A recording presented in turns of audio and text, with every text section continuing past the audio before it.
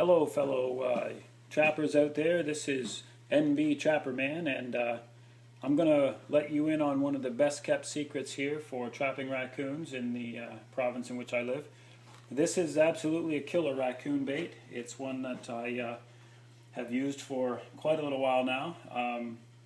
This year I used this bait for a 2-week stretch. I had 25 sets out using this bait, and in those 2 weeks I was able to take 58 raccoons off my trap line, so I think it works fairly well. I'm going to give you a step-by-step as to how to build it, and hopefully you'll be able to use it with some success on your line.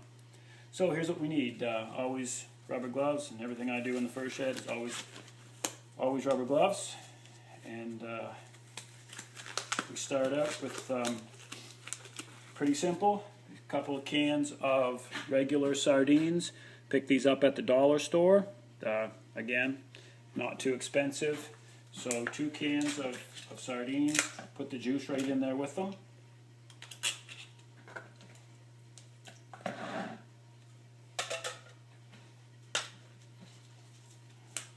Once you got 2 cans of sardines in here, we'll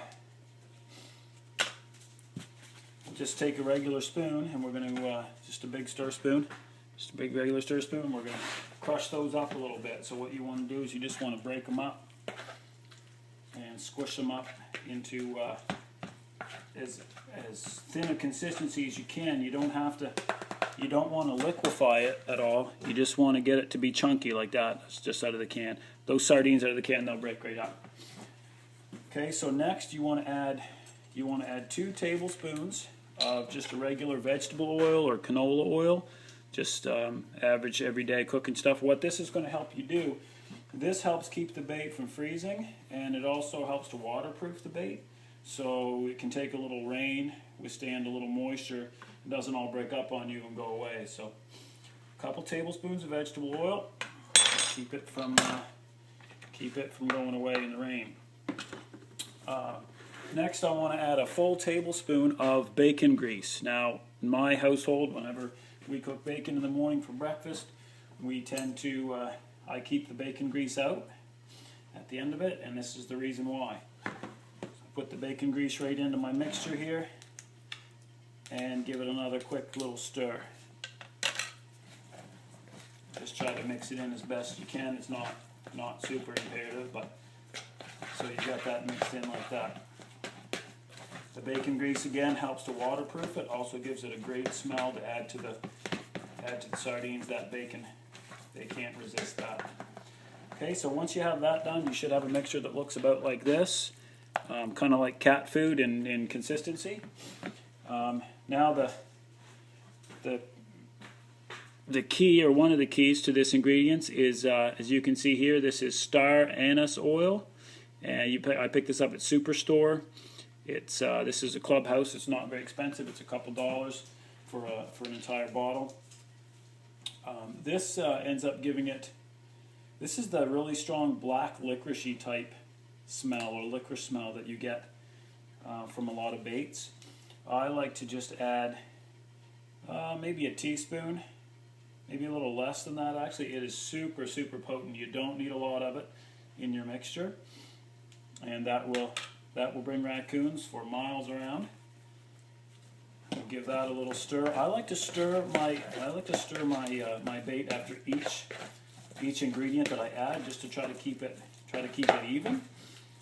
I'm not sure that's really necessary. There's lots of times if I'm making a big batch of this, if I'm making a large batch, I'll just take out my beaters, just a pair of electric beaters, and I'll use that. Now the secret ingredient that I've found. This is one that not any other trapper that I know uses. This is Surdo, and it's used for preserving jams and the like. And what I always do now, after I have it this far, is I will take and open up my package of Surdo, and this you just buy you buy it in the canning section, and it acts as a preservative. And what it actually is it's a fruit pectin, so it gives it a great fruity smell. It also will preserve your bait. It ensures that your bait maintains its flavor and doesn't rot on you. Raccoons are basically, they're not overly fussy, but what you don't want to have happen is if you do have a set that goes cold for a few days, you don't want your bait to spoil. You still want it to be that fresh smelling good bait for them when they get there. So I mix in a 1 full package of Certo into the mixture, and that's that preservative, that pectin. So I mix that in. By now you've got a good strong smell of the anise oil, which is going to give you the black licoricey smell. And you're mixing in this fruit pectin, and of course you've got the sardines there originally. At this point, if there's a raccoon within about 1.5 miles of your house, he knows you're making something good. At that point, right now, we've got this consistency, and it's a little too liquidy to really be a paste for my sets. So all I do from this point is I take regular household flour, I just bring it out in a cup, just regular household flour, and I start to slowly add flour to the mixture, and I stir it until it gets to be the consistency that I want it to be. I use a lot of pipe sets, which are variations of pocket sets, and they're out in open water, in about 3 or 4 inches of water. I use predominantly a 1.5 laminated jaw trap, leg trap, and those are legal here because they're a complete water-based set. So the set that I most often use, I guess I could do a little video coming right up, I guess, and I could show you exactly what they look like and how they're built. They're super cheap to build. They just involve a piece of 1-inch PVC pipe and a 90-degree elbow, 30-inch rebar stake, and a little bit of knowledge of your area.